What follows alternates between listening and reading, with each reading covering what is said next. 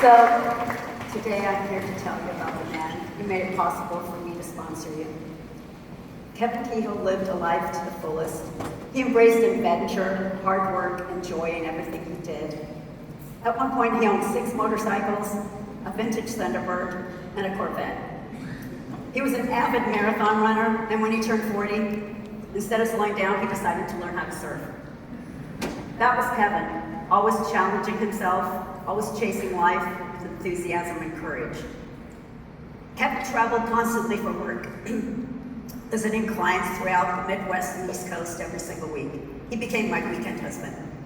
He spent much of his adult life living out of hotels and airports, yet he never complained. To him, the sacrifices were worth it because it allowed him to live in the California that he loved so deeply. Leaving California and moving to Scottsdale, Arizona broke his heart, but he felt the political climate changed in so many ways he could no longer accept. Even so, California was always home to him. That's why he's buried in Newport Beach. He said he loved Arizona, but the cemeteries were ugly.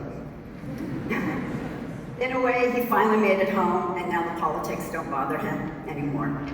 So Kevin became a businessman, a business consultant, because he genuinely loved helping people. He had a gift for mentoring others, encouraging them, and helping them see possibilities that they could not yet see themselves. Consulting was just not a career for him, it was a calling. In 2014, Kevin started a software company. Just 2 months later, he was diagnosed with colorectal cancer. Most people would have been overwhelmed by the fear and uncertainty of that diagnosis, but Kevin faced it with incredible determination. Over the next 8 years, while enduring surgeries, treatments, setbacks, and pain, he continued to grow his company and led with strength and optimism. Cancer became part of his life, but it never defined who he was. During the final year of his life, Kevin wrote and published the book that you all have in front of you. His goal was not to simply write a book, but to leave behind wisdom, encouragement, and guidance for others. He wanted to continue mentoring people even after he was gone. For me, this book is part of Kevin's legacy. It reflects the man he truly was. Kind, thoughtful, generous, wise, deeply committed to helping others succeed. So sponsoring the Chapter Leadership Summit allows me to continue that legacy. It allows me to honor the values that Kevin believed in so strongly. Leadership, courage, service, faith, and investing in young people. I will be forever grateful to Turning Point for giving me the opportunity to do that. Before Kevin passed away, he sold his company. With the proceeds, he's created a charitable foundation so that we could continue giving back to the country that we both love so much. We both believe deeply in supporting organizations and people who are working to strengthen this nation and inspire the next generation. So Kevin and I both agreed that Charlie was doing extraordinary work through Turning Point, and we wanted to support him however we could. After Kevin passed, Turning Point became instrumental in helping me through my grief. Coming here gave me a purpose, community, and hope during one of the darkest times of my life. I love being here, and I love seeing all of you. Your intelligence, your willingness to engage in the political process. You're not just sitting on the sidelines, you're shaping your future and helping shape the future of this country. It's incredibly inspiring. Charlie understood something very important. The way to win back our country was to give young people a voice. He believed in encouraging people to live lives rooted in faith, integrity, kindness, and joy. He believed we could disagree without hatred. He believed we could stand strong in our convictions while still treating others with dignity and respect. And now Erica has become that voice.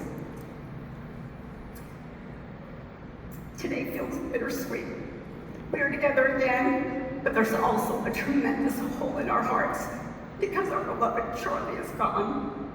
So the question becomes, how do we move forward? We move forward by continuing the work. We stay the course. We keep opening new chapters. We keep having conversations with people who disagree with us. We continue to choose joy over anger, hope over bitterness, and purpose over despair. We refused to live lives consumed by negativity. Instead, we remained positive, determined, and united. This is how we honor Charlie. The greatest way we can show our love for him is honoring his wish for Erica to carry this movement forward. I am truly in awe of this amazing woman. As a fellow widow, I understand the pain that comes the morning after your husband is gone. You wake up and for a brief moment, it's normal. For a brief second, everything feels normal, and then reality hits you all over again. Your first thought becomes, now what? How do I continue without the love of my life beside me? The grief feels endless, and yet Erica has somehow found the strength not only to continue Charlie's mission, but to help Turning Point grow even stronger. That takes extraordinary courage, faith, and resilience. It's incumbent upon all of us to support her, encourage her, and stand beside her. That's what Charlie would have wanted from us. This is how we honor Charlie. This is how we honor Kevin. And this is how we keep their legacies alive for generations to come. Thank you.